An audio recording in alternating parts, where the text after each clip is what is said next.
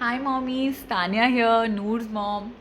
I'm here to make my new video on how to make a sleep routine for your baby, and so just like I promised last time. Now, how do you go about it? First is most important thing is you need to create a sleep log. So I'm not asking you to take a paper and pen or a journal or a book and write it down. It's not possible. I completely understand. You have your phone with you all the time because when you're feeding your baby, you're surfing the net or you're shopping. So take your phone, open the note section, and create a note for each day with the date. So write down everything that your baby does. Time she wakes up, say 8 a.m. wake up, 8:30 a.m. feeding. So now feeding means if you're bottle feeding or formula feeding, you can write the quantity, say 3 ounce, 2 ounce or whatever. And if you're breastfeeding, you can write whether the baby had milk from both the breasts for how long.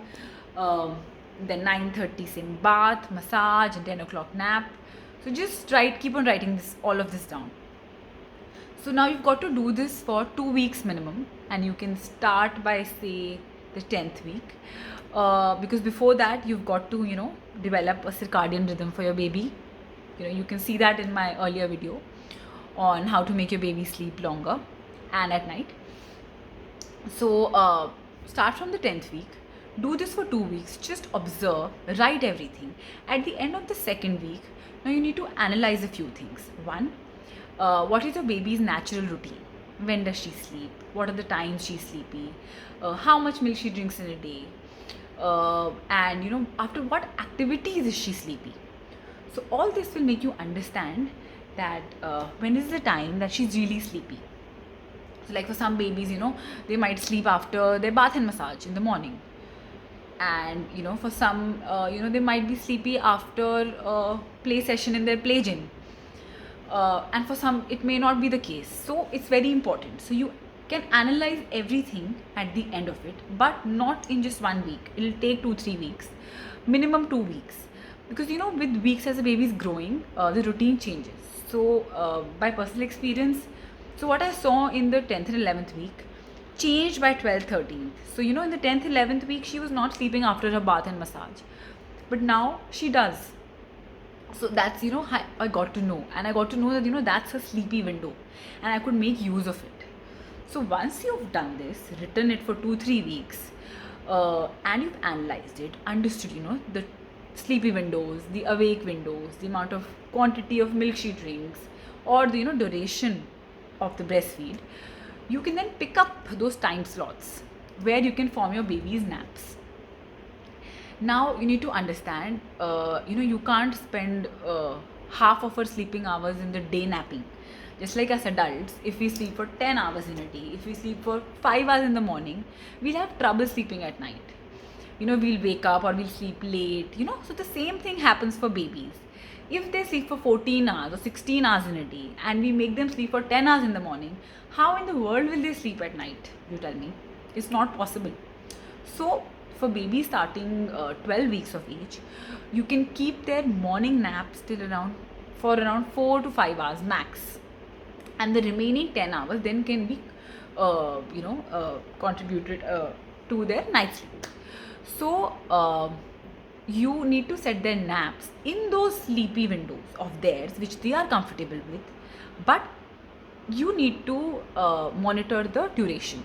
So say you can have the first morning nap for 1 hour, the lunchtime nap after lunch, say 2 or whatever that suits you, whenever you want that free time, for 2.5 hours, and then the evening nap 30 minutes or 45 minutes, 1 hour max. So you just need to capitalize on those sleepy windows. So whenever that sleepy window comes, you need to start making your baby sleep 10 minutes earlier, and then slowly you'll get the hang of it, of the exact time the baby is sleeping. But there can be times where there'll be variance.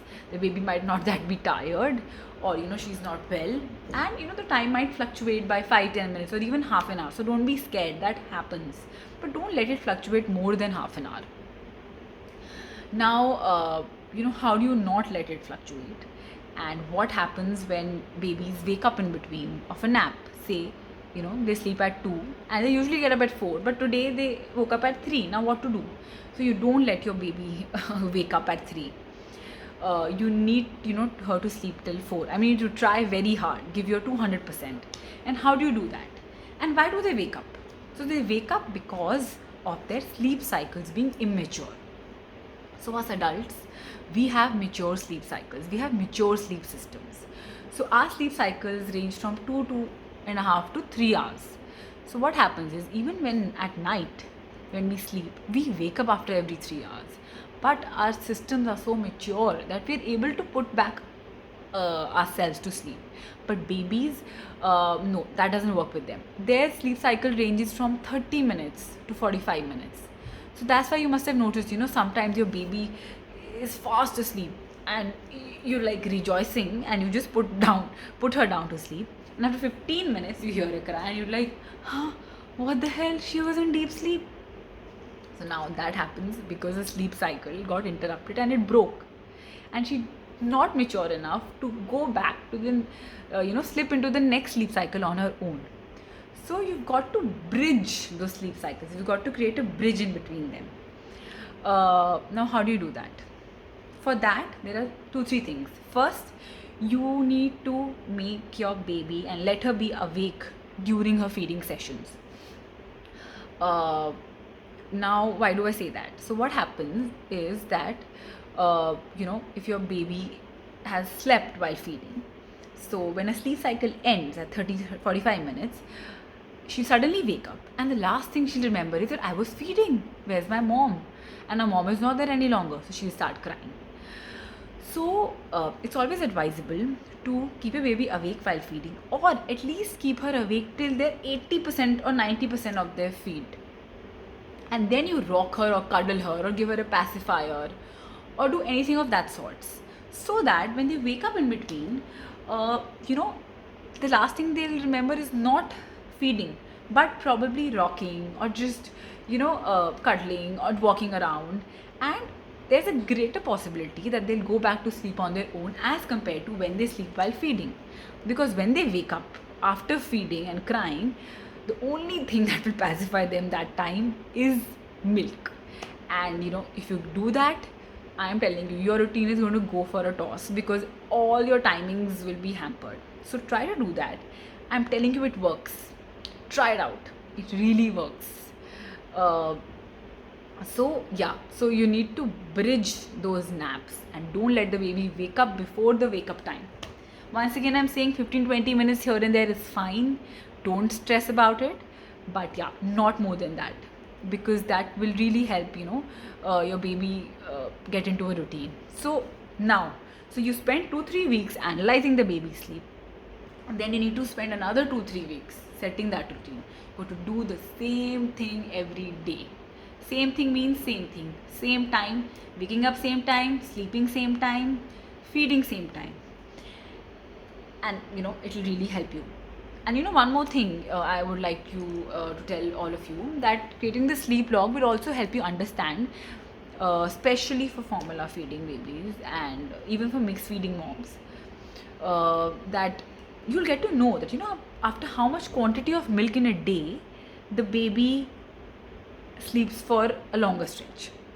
So say your baby had 25 ounces and she slept well for 5-6 hours. And if you see that pattern during the 2-3 weeks, then in the future you can then predict that if today she's had 25 ounces, she might just give you a full night's sleep. And in the days she's had lesser, you can probably feed her that amount, extra amount, or just get yourself prepared that the baby will wake up today at night, and be prepared with the milk, because she's not had her full meal till date. So it happens with us adults also. Like I am a dinner person, I cannot miss dinner, I need a heavy dinner. So I've not had heavy dinner, I can't get to sleep, I will wake up at night. Same thing with babies. If they've not had their the quota of milk of the day, they will wake up at night. So analyze all of this, and I'm telling you, it might actually work for you. So it's no magic, it's a lot of hard work, consistency, and just being religious and writing that sleep log every day, even after that sleep log is formed, because as the baby grows, the routine will keep on changing. Earlier, you'll start with 3-4 naps in a day, and then after 6 months it might, or 7 months, you might drop down to 2 naps. So if you stop in between, it will be difficult. So don't worry, we all have lots of memory in our phones these days, 128 GB. So fill up your note section with your baby sleep log, and you might just get a full night's sleep. Alrighty then, let me know if you like my post, and if you have any questions, if you want any answers or any other sleeping topics or any other topic, just DM me, and I'll try to share what best I know. Bye bye. See you.